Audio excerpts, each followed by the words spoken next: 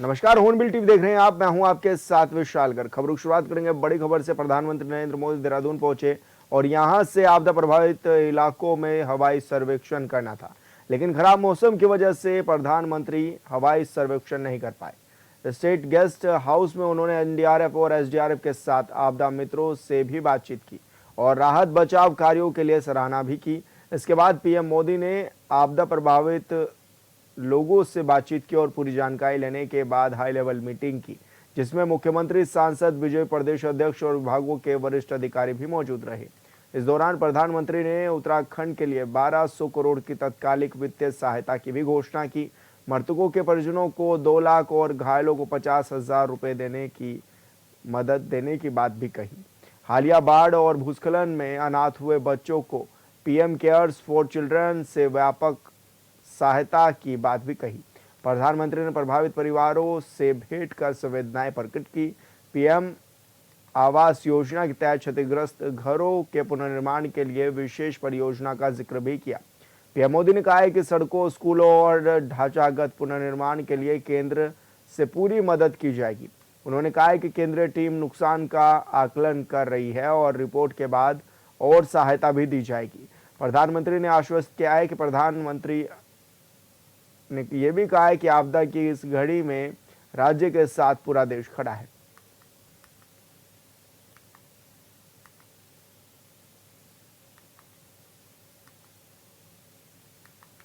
खबरों में आगे बढ़ेंगे। प्रदेश के पर्वतीय जिलों में भारी बारिश का अलर्ट। देहरादून, उत्तरकाशी, चमोली समेत कई जिलों में अलर्ट। अन्य जिलों में भी तेज बारिश के आसार।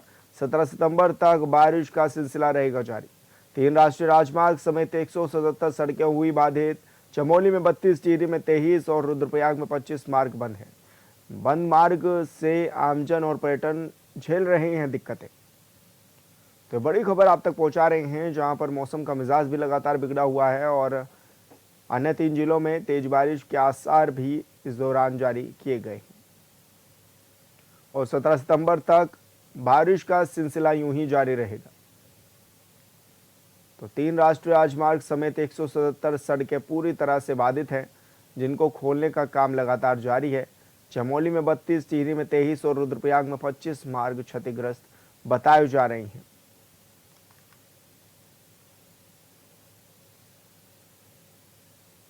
और बंद रास्तों के कारण काफी दिक्कतों का सामना स्थानीय लोगों को भी करना पड़ रहा है, साथ ही पर्यटकों को भी करना पड़ रहा है। आवाजाही कई जगह पर ठप है। हालांकि प्रशासन की टीमें लगातार कार्य कर रही हैं, रास्तों को खोलने की कवायद में जुटी हुई हैं ताकि परेशानियां कम हो सके। और ऐसे में जो लोग चारधाम यात्रा पर जा रहे हैं, उनसे भी अपील की जा रही है कि मौसम का मिजाज जरूर चेक कर लें।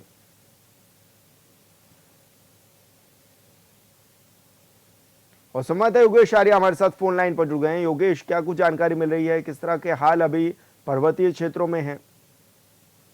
देखिए विशाल, प्रदेश के पर्वतीय जिलों में अगर देखा जाए तो भारी बारिश का येलो अलर्ट जारी है और देहरादून, उत्तरकाशी, चमोली, पौड़ी और बागेश्वर, नैनीताल, चंपावत, चित्तौड़गढ़ में भारी बारिश की संभावनाएं जो है मौसम विज्ञान केंद्र की ओर से व्यक्त की गई है। और ऐसे में उन्होंने ये भी कहा है कि अन्य जो जिले हैं उनमें बिजली चमकने और तेज बारिश के आसार देखने को मिल सकते हैं।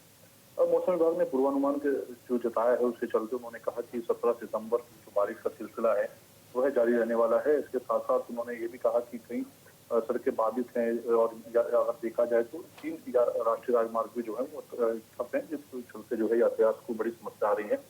अगर इसमें सबसे ज्यादा की मार्गों की बात करें तो चमोली में 32, टिहरी में 23 और रुद्रप्रयाग में 25 मार्ग बंद पाए जा रहे हैं। लगातार बंद मार्गों में जिस तरह से आमजन और पर्यटन को भारी दिक्कतों का सामना करना पड़ रहा है, काफी समस्या उनके सामने आ रही है। हालांकि जो है जो BROS की टीम है वो लगातार उनको खोलने का प्रयास कर रही है। जेसीबी वहां पर लगाई गई है, पॉपलाइन की मदद ली जा रही है, उनको खोलने का प्रयास जो है वो लगातार किया जा रहा है। लेकिन बड़ी समस्या, हालांकि मैदानी इलाकों से अगर देखा जाए तो मानसून की रफ्तार धीमी हो चुकी है, लेकिन पहाड़ों पर लगातार जो खतरा है वो बरकरार बना हुआ है क्योंकि लगातार बारिश हो रही है। और ये कहा जा रहा है कि 17 सितंबर तक जो बारिश का सिलसिला है वह जारी रहेगा। तो निश्चित तौर पर लोगों को एहतियात बरतने के लिए भी कहा गया है, प्रशासन को भी सचेत रहने के लिए कहा गया है और अधिकारियों को भी निर्देश किया है वह हर पल पर जो है निगरानी रखें। योगेश, चारधाम की यात्रा भी जारी है, बड़ी संख्या में दूर दराज से यात्री भी पहुंचते हैं। ऐसे में वो किस तरह से सतर्कता बरते हैं, उनके लिए क्या कुछ गाइडलाइन भी जारी की गई है? देखिए बिल्कुल, जिस तरह से देखा जाए कि चारधाम पर जो लोग आ रहे हैं, अब चारधाम की रौनक वापस लौट रही है, जो बीच में बारिश बरसात के बीच जिस तरह से रास्ते अवरुद्ध थे, यात्रा पर रोक भी समय पर लगानी पड़ी, स्थगित यात्रा करनी पड़ी। तो ऐसे में जिस तरह से अब जो है यात्रा पटरी पर लौट रही है, तो उस दौरान अगर हम बात करें तो कहीं न कहीं मार्ग अवरुद्ध होने से काफी परेशानियों का सामना तो करना पड़ रहा है, लेकिन एनडीआरएफ हो, एसडीआरएफ हो, वो उनको मार्ग से अगर जो है सुरक्षित आगे पहुंचाने के लिए जहां पर जो है कुछ समस्याएं आ रही है वहां पर डटी हुई है, और इसके साथ साथ जो मार्ग अवरुद्ध है उनको खोलने का लगातार जो प्रयास है वो किया जा रहा है। ऐसे में उनसे अपील भी की जा रही है कि जहां पर आपको लगता है कि प्रशासनिक अधिकारी रोकने के लिए अपील कर रहे हो तो वहीं रुक जाएं, रिस्क ना लें आगे बढ़ते हुए। पहले प्रशासन की जो गाइडलाइंस है उनको समझे, उसी के बाद आगे बढ़े, आपकी जो यात्रा है वो सुरक्षित हो सके। जी। बिल्कुल योगेश, बहुत शुक्रिया आपका तमाम जानकारी साझा करने के लिए। लौघाट की ग्राम सभा कोली ढेक में बुधवार शाम को हाई वोल्टेज बिजली सप्लाई होने से कई लोगों के महंगे बिजली उपकरण फूंक गए हैं, जिससे लोगों को बड़ा नुकसान हुआ है। गुरुवार को ग्राम प्रधान अलका ढेक के नेतृत्व में आनंद ढेक और उत्कर्ष जोशी आदि ने ग्रामीणों को हुए नुकसान की भरपाई की मांग को लेकर एसडीएम लौघाट नीतू डांगर को प्रार्थना पत्र दिया है। सर, इसमें ऐसा है कि देखो, ये एक्चुअली इनने प्राइवेट सेक्टर में जो भी दिया होगा, इनने विद्युत विभाग वालों ने, जो हमारे एक्शन साहब हैं, जो हमारे ये टीम है, जो हमारे यहाँ के लोकल मीन्स बोले तो जो हमारा विभाग है, तो रिस्पॉन्सिबिलिटी तो इनकी बनती है। इनने जो भी वहाँ पे हमारी लाइनें चेंज हो रही हैं, उन लाइनों को चेंज करने के लिए इन्हें, ठीक है, जो हमारे खुले तार है, ये एक उसमें बंधे आते हैं, जो ये लगी है लाइन, इस चीज़, हाँ, ट्रिपल लाइन, तो उसको एक में कर रहे हैं। तो इनने लास्ट में जब शाम को लाइट देते हैं तो एक ऐसा तार जोड़ दिया कि हाई वोल्टेज में, जिसमें एक घर नहीं, कम से कम 50 घर प्रभावित हुए हैं, जिसमें किसी का टीवी गया, किसी का फ्रिज गया, किसी की मोटर गई। सर, इसमें ऐसा है कि देखो, ये एक्चुअली इनने प्राइवेट सेक्टर में जो भी दिया होगा, इनने विद्युत विभाग वालों ने, जो हमारे एक्शन साहब हैं, जो हमारे ये टीम है, जो हमारे यहाँ के लोकल मीन्स बोले तो जो हमारा विभाग है, तो रिस्पॉन्सिबिलिटी तो इनकी बनती है। इनने जो भी वहाँ पे हमारी लाइनें चेंज हो रही हैं, उन लाइनों को चेंज करने के लिए इन्हें, ठीक है, जो हमारे खुले तार है, ये एक उसमें बंधे आते हैं, जो ये लगी है लाइन, इस चीज़, हाँ, ट्रिपल लाइन, तो उसको एक में कर रहे हैं। तो इनने लास्ट में जब शाम को लाइट देते हैं तो एक ऐसा तार जोड़ दिया कि हाई वोल्टेज में, जिसमें एक घर नहीं, कम से कम 50 घर प्रभावित हुए हैं, जिसमें किसी का टीवी गया, किसी का फ्रिज गया, किसी की मोटर गई। पड़ोसी देश नेपाल में अशांत माहौल होने के कारण भारत नेपाल सीमा का विभाजन करने वाली महाकाली नदी के 90 किलोमीटर के दायरे में चंपावत की सीमा लगने के कारण सीमा में तैनात पुलिस और एसएसबी हाई अलर्ट मोड में है। सीमावर्ती क्षेत्रों में आर पार जाने वाले की सघन चेकिंग भी की जा रही है। पुलिस और एसएसबी दोनों की सुरक्षा बल संयुक्त रूप से पेट्रोलिंग कर रहे हैं। एसपी अजय गणपति के साथ आईजी ने सीमावर्ती क्षेत्रों की ताज़ा स्थिति का जायजा कर सघन निगरानी किए जाने के आदेश भी जारी किए।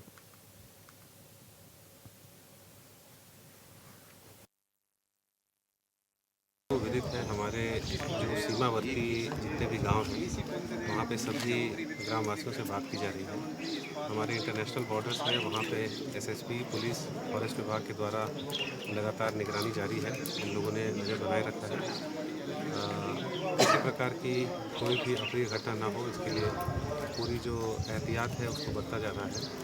इसके अलावा सोशल मीडिया पे भी हम लोगों ने लगातार नज़र बनाई हुई है और कहीं किसी भी प्रकार की शांति व्यवस्था भंग ना हो, इसके लिए आप लोगों के माध्यम से भी हम लोग अपील करते हैं। साथ ही हमारे जो भारतीय नागरिक उस साइड हैं उनके लिए यहाँ से हम लोगों ने नंबर्स जारी किए। एसपी चंपावत अजय गणपति के निर्देश पर लोहाघाट पुलिस के ओर से यातायात नियमों का उल्लंघन करने वाले वाहन चालकों और नो पार्किंग जोन में वाहन खड़ा करने वालों के खिलाफ अभियान चलाया गया। गुरुवार को थाना अध्यक्ष लोहाघाट के निर्देश पर सब इंस्पेक्टर कुंदन सिंह बोरा के नेतृत्व में लोहाघाट पुलिस ने अभियान चलाते हुए नो पार्किंग जोन और सरकारी सड़कों में खड़े वाहनों को क्रेन से खींचकर हटाया और उनके चालान भी किए।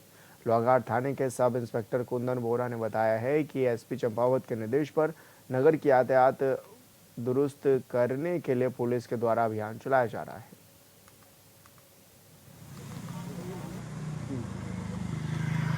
ऐसा है कि एक अभियान भी चल रहा है कि सड़कों को अपने जो है नो पार्किंग जोन से दूर रखें, क्योंकि पहाड़ी क्षेत्र है और यहाँ सड़कों का थोड़ा सा दिक्कत ही रहती है। आने जाने वालों के लिए परेशानी रहती है। तो 2-4 दिन से हम लोगों को अवेयर भी कर रहे हैं कि सड़क किनारे अपना वाहन खड़ा ना करें, कंजेस्टेड जगह पर ना करें।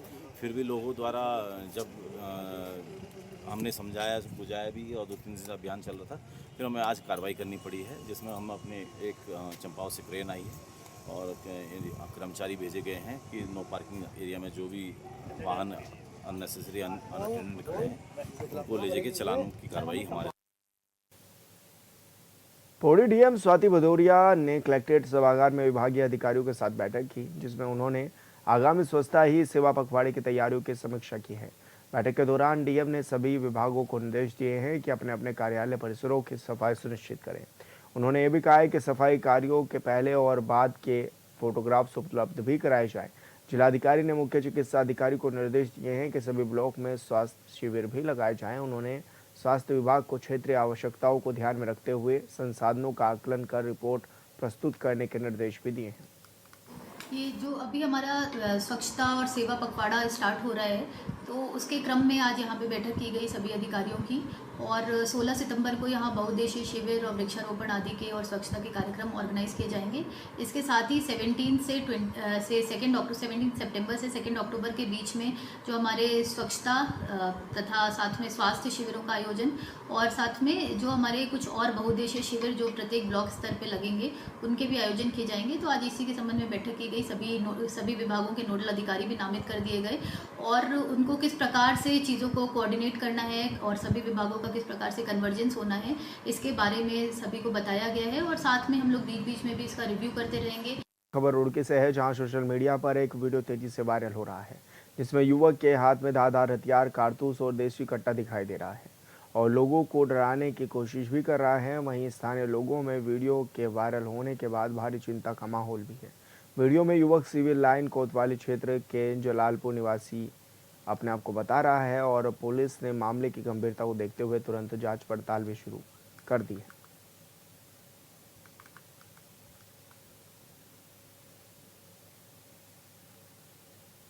उत्तराखंड सरकार के अपर सचिव और ग्राम्य विकास समिति की परियोजना निदेशक झरना कामठान ने हरिद्वार जिले का दौरा किया।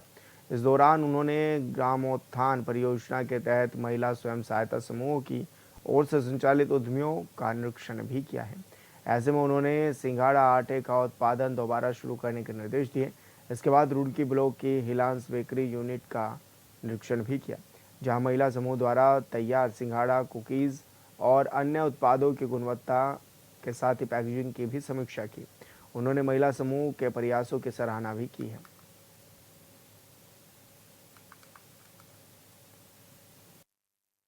आज यहाँ पे हमने रुड़की ब्लॉक का जो इंस्पेक्शन किया है, यहाँ पे जो एक बेकरी की यूनिट चल रही है, जहाँ पे सिंघाड़े के आटे के बिस्किट्स जो हैं उसका प्रोडक्शन का काम चल रहा है और साथ में खानपुर ब्लॉक में भी एक सिंघाड़े के आटे की यूनिट है, तो उसका निरीक्षण किया गया है। तो बेसिकली ये निरीक्षण जो क्वालिटी के इशूज़ को लेकर के इसमें हमारी पूरी क्वालिटी की टीम आई है और ये इंश्योर किया जाएगा कि जितने भी प्रोडक्ट्स जो हैं यहाँ पे जिनका हम मार्केटिंग कर रहे हैं उनकी क्वालिटी जो है वो अच्छी सुनिश्चित की जाए।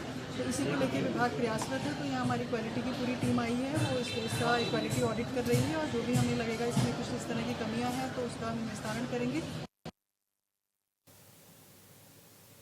पौड़ी में मुख्य विकास अधिकारी गिरीश गुणवंत की अध्यक्षता में विकास भवन सभागार में विकास विभाग की मासिक स्टाफ बैठक हुई, जिसमें तमाम विकास योजनाओं और कार्यक्रमों की प्रगति की समीक्षा भी की गई।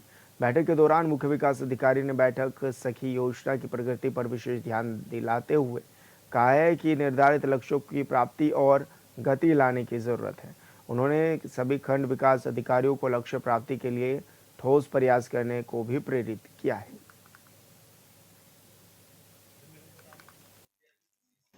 और इसमें सभी जो हमारे विकास विभाग के जो अधिकारी होते हैं उनको भी बुलाते हैं कन्वर्जेंस के लिए। तो हमारी इस मीटिंग में जो भी हमारे योजनाएं होती हैं जो हम विकास खंडों के माध्यम से संचालित करते हैं, उनकी प्रगति के बारे में वीडियो से इसमें समीक्षा की जाती है, जिसमें NRLM है, मनरेगा है और जो कन्वर्जेंस के थ्रू जो विभिन्न विभागों से हम लोग कन्वर्जेंस कराते हैं, जैसे कि हमारे जो ग्रामीण क्षेत्र में जो काश्तकार हैं, जो हमारे ग्रामीण क्षेत्र में लोग रहते हैं, उनको जो विभिन्न सरकारी योजनाओं से फ़ायदा मिलता है। रामनगर में आयोजित कांग्रेस संगठन सृजन कार्यक्रम की बैठक का आयोजन किया गया, जहां एआईसीसी ऑब्जर्वर सुखदेव पासे, सह प्रभारी संदीप सहगल और जिलाध्यक्ष राहुल छिमवाल मौजूद रहे। बैठक का मुख्य उद्देश्य जिलाध्यक्ष का चुनाव रहा। इस बार ब्लॉक और नगर कांग्रेस कमेटी के पदाधिकारियों के साथ साथ कार्यकर्ताओं ने भी अपने वोट डाले हैं। वहीं एआईसीसी ऑब्जर्वर सुखदेव पासे ने कहा है कि अब जिलाध्यक्ष जनता खुद चुनेगी, जिस पर थोपे नहीं जाएंगे और जमीनी स्तर पर कांग्रेस की ये नई पहल कार्यकर्ताओं में जबरदस्त जोश भी भर देगी। अखिल भारतीय कांग्रेस कमेटी के निर्देश पर संगठन सृजन अभियान का उत्तराखंड में कार्यक्रम चालू है। उसी तारतम्य में मुझे नैनीताल जिले का एआईसीसी ने ऑब्जर्वर बनाया। मेरे सहयोगी के रूप में पीसीसी के ऑब्जर्वर हमारे संदीप सहगल है। हम लोग लगातार 7 दिवसीय दौरा पूरे नैनीताल विधानसभा में कर रहे हैं, ब्लॉक वाइज जा रहे, मार्केट में घूम रहे, आप जैसे पत्रकारों से भी राय विचार विमर्श कर रहे, आम जनता से भी चर्चा कर रहे हैं सुबह शाम वॉकिंग पे, और जनता के हित के लिए, जनता के हक की लड़ाई के लिए, जनता के लिए संघर्ष करने वाला व्यक्ति जो ये भारतीय जनता पार्टी की अखिल भारतीय राष्ट्रीय कांग्रेस के द्वारा संगठन सृजन अभियान चलाया जा रहा है। संगठन सृजन अभियान का मुख्य बिंदु ये है कि ऊपर से कोई भी जिलाध्यक्ष थोपा ना जाए, बनाया ना जाए। जो आम कार्यकर्ता चाहता है, जो आम नागरिक चाहता है और कांग्रेस का कार्यकर्ता चाहता है कि हमारा जिलाध्यक्ष ये हो और 2027 का मिशन कामयाब हो। श्री राहुल गांधी जी और हमारे राष्ट्रीय अध्यक्ष श्री मल्लिकार्जुन खड़गे जी का ये मूल रूप से कहना है कि व्यक्ति के ऊपर कोई भी जिलाध्यक्ष ना थोपे, खुद कार्यकर्ता चुने। और इसी के तहत आज हम सभी लोग, हमारे बीच में हमारे पूर्व कैबिनेट मिनिस्टर सुखदेव पांसे जी भी उपस्थित है। 5 अगस्त को उत्तरकाशी के धराली और हरसिल में आई आपदा को लेकर गठित जांच कमेटी ने अपनी रिपोर्ट राज्य सरकार को सौंप दी है। कमेटी के अध्यक्ष कर्नल अजय कोठियाल ने देहरादून में प्रेस कॉन्फ्रेंस बताया है कि आपदा से क्या नुकसान हुआ और वहां के लोगों की चिंता क्या है।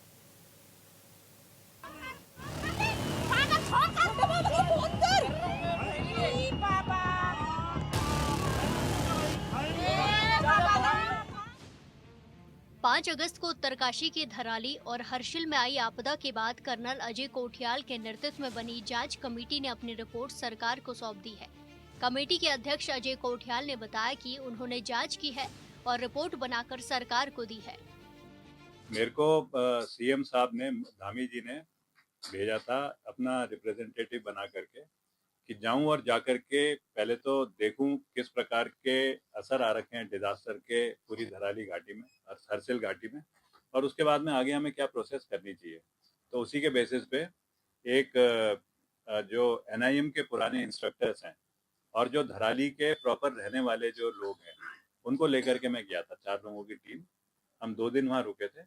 उसमें फिर जो आपदाग्रस्त लोग हैं उनसे मिले, उसके बाद जो डैमेज हुए हैं, किस प्रकार से प्राकृतिक डैमेज जो हैं उनको हमने देखा। उसके बाद में वहाँ पे किस प्रकार से एजेंसीज काम कर रही हैं, जो कि इनिशियली तो रेस्क्यू है और उसके बाद में रिहेबिलिटेशन की प्रोसेस में जाएं, उसको देख करके, और फिर डैमेज जो हो रखे हैं प्राकृतिक के डैमेज, उससे कहाँ कहाँ पे असर आ रखा है। जैसे किसी जगह में झील बन गई, किसी जगह में सड़कें ऐसी टूट रही हैं कि वो पहाड़ ना बार बार नीचे आ रहे हैं जब जब सड़कों का दोबारा रिकंस्ट्रक्शन हो रहा है। तो उन्हीं के बेसिस पे फिर हमने एक रिपोर्ट बनाई और उस रिपोर्ट को मैंने गवर्नमेंट को सबमिट करा है। रिपोर्ट में कैसे आपदा से प्रभावित लोगों को मदद पहुंचाई जाए और जिन लोगों की मौत हुई है उनके शवों को कैसे बाहर निकाला जाए, साथ ही जो लोग प्रभावित इलाके में रह रहे हैं कैसे वो सेफ तरीके से वहीं पर रह सकते हैं, इसे लेकर भी प्लान तैयार किया गया है। साथ ही पुनर्निर्माण को लेकर किन किन चीजों की आवश्यकता है और कैसे पुनर्निर्माण करना है, इस पर भी निर्णय लेने की आवश्यकता है। किस प्रकार से वहाँ पे सारा रिकंस्ट्रक्शन, रिहेबिलिटेशन, रिकंस्ट्रक्शन का काम होना चाहिए हरसिल घाटी में। उसमें जो मेरा मेन फोकस रहा है वो है एक्शन प्लान कैसे होना चाहिए।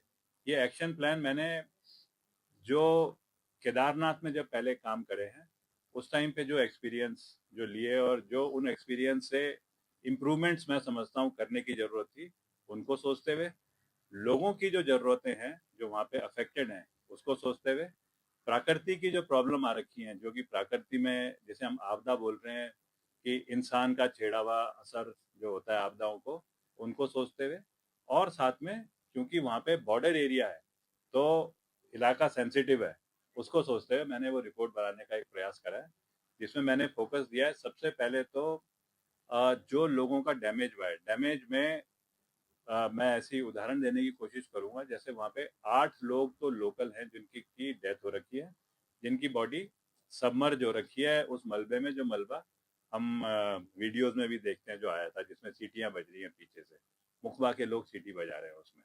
तो उसको हमें प्रायोरिटी देना चाहिए, किसी भी प्रकार से निकालने की कोशिश करने का, वो एफर्ट हमारा सिंसियर होना चाहिए, क्योंकि उसमें भावना जुड़ी है। उसके बाद में वहाँ पे जो लोगों पे असर आया है वो आया है लाइवलीहुड, उनका जो रोजगार है वो रोजगार है, वहाँ पे जो उनकी दुकानें होटल होते थे या फिर उनके अपनी मेहनत से बनाए बगीचे थे जो कि पूरे बर्बाद हो गए, पूरे धराली के नहीं हुए हैं, लेकिन जिस जगह ये असर आया है डिजास्टर का उस जगह तो काफी ज्यादा हुआ है।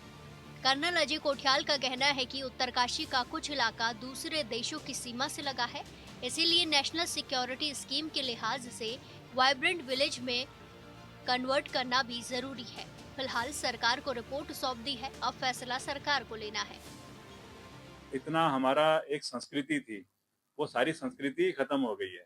उस संस्कृति की जो चोट हर इंसान के लगी है, परिवारों के लगी है, उससे हम कैसे दूर वापस उनको लेकर के आ सकें। फिर उसके बाद में लोगों के अंदर चिंता है कि हम रहना भी यहाँ पे चाहते हैं, लेकिन क्या ये जगह सेफ है, तो उसको भी एक ध्यान देने की जरूरत है कि जो साइंस की जो आज तरक्की है उसके हिसाब से जो स्टडी हो, उस स्टडी में किन पैरामीटर्स को ध्यान में रखना चाहिए। खाली ये और फिलहाल इस बुलेटिन में इतना ही। आप देखते रहिए हॉर्नबिल टीवी। नमस्कार।